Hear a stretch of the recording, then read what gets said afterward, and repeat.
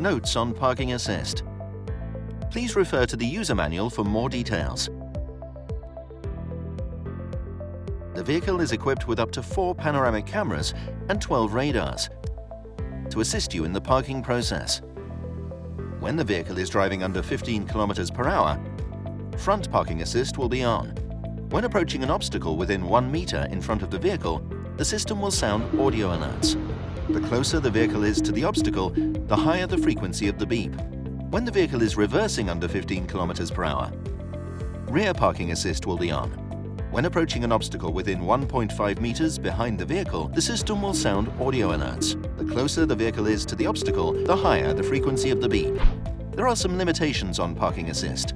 Under certain circumstances, parking assist performance may be affected. The vehicle may not recognize some special objects, such as bollard, streetlights, fire hydrants, flower beds, and column edges. If your vehicle is equipped with parking emergency brake, you can turn it on from the center display. Tap the vehicle icon on the center display. Select Driving Assistance. Turn on Parking Emergency Brake.